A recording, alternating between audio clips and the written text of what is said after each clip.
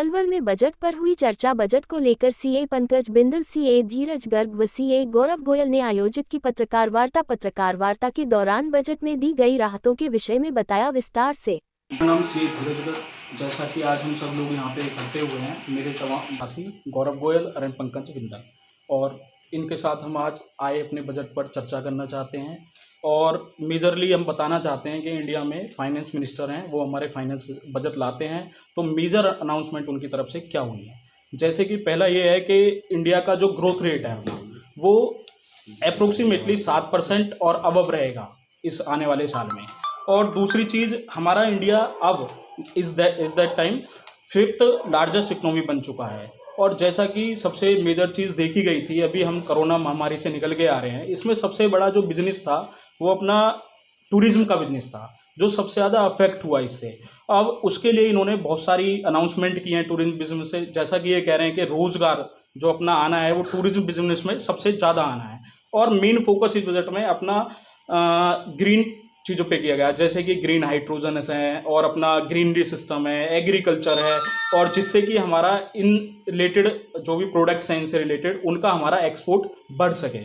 और बाकी कुछ इनकम टैक्स के बारे में भी जानकारी हैं जो मेरे साथ गौरव गोयल और पंकज बिंदल आपको देंगे। बताइए। नमस्ते, मैं पंकज बिंदल, चार्टर्ड अकाउंटेंट। जैसे कि धीरज गर्ग जी ने बताया कि ये बजट जो है हमारा एक्सपोर्ट से रिलेटेड और आपका टूरिज्म से रिलेटेड रहा है। इसमें जो टूरिज्म को बढ़ावा दिया है, एक्सपोर्ट को बढ़ावा दिया है। इसी के साथ साथ मैं अगर आपसे फाइनेंस की बात करूं तो इस बजट में इनकम टैक्स में बहुत अच्छी छूट एक आम आदमी को दी गई है।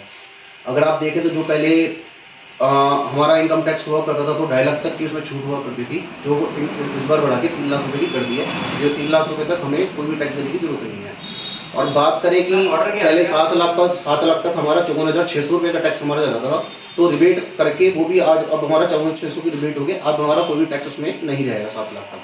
पहले जो हमारी 10 लाख तक का टैक्स होता था वो 1,70,000 रुपये का हमारा टैक्स होता था 10 लाख तक की इनकम पे, जो अब सिर्फ 62,400 रुपये हमारा रह गया है। और 10 लाख की इनकम पे हमारा 2,83,400 रुपये का टैक्स जाता था, जो हमारा 1,56,000 रुपये रह गया है। अब सीधे सीधे देखें तो 1,27,400 रुपये का आती है, जिसकी सालाना इनकम 15 लाख रुपए तक है। सीधे सीधे 1.25 लाख रुपए का उसको बचता है। अगर ये पैसा बच के वो बंदा जब अपने आगे एक्सपेंड करेगा, इससे हमारी इकोनॉमी बूस्ट होगी। अगर हम सीधे सीधे देख सकते हैं कि एक बजट है, आम आदमी का बजट है, एक देश को तरक्की देने वाला बजट है। ताकि हमारे साथ गौरव जी जुड़े हुए हैं, थोड़ा सा गौरव जी से जानेंगे इस बजट के बारे में। नमस्ते दोस्तों, मेरा नाम सीए गौरव गोयल है। जैसे पंकज जी ने बताया, आज 1 फरवरी को हर साल हमारा बजट आता है। आज भी हमारे फाइनेंस मिनिस्टर श्रीमती निर्मला सीतारमण जी ने आज एक अच्छा बजट पेश किया है। इसमें बात करें तो लो सैलरी क्लास, जो लो आयकर लोग हैं, उनको एक अच्छा रिबेट 7 लाख तक की इनकम पे नो टैक्स का उन्होंने रिबेट दिया है कि अगर आपकी इनकम 7 लाख तक है तो आपको कोई भी टैक्स देने की जरूरत नहीं है। इसके साथ साथ जो मिडल वर्कर हैं हमारे, उनको भी एक अच्छा रिबेट टैक्स में दिया गया है। जो पहले 10 लाख तक ही 30% की टैक्स लग जाती थी, अब उनको बढ़ा के 15 लाख तक कर दिया गया है। यानी कि अब आपका जो हाईयर टैक्स रेट है वो सिर्फ 15 लाख के बाद ही लगेगा। इसके साथ कॉर्पोरेट में भी एक अच्छा रिबेट दी गई है। कॉर्पोरेट में क्या होता था कि 2 करोड़ के बाद एक सरचार्ज लगता था हमारे इनकम पे, और 5 करोड़ के बाद वो जाके तकरीबन 37% हो जाता था सरचार्ज, जिसको अब उन्होंने रिड्यूस करके मैक्सिमम 25% कर दिया है।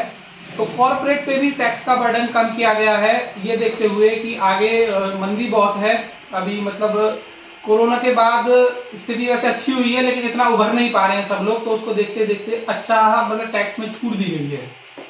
और जैसे धीरज जी बता रहे थे कि मतलब टूरिस्ट बिजनेस को अच्छा इन्होंने प्रमोट किया है, तो इन्होंने 50 नए एयरपोर्ट का भी ऐलान किया है जो टूरिस्ट बिजनेस को बढ़ावा देगा।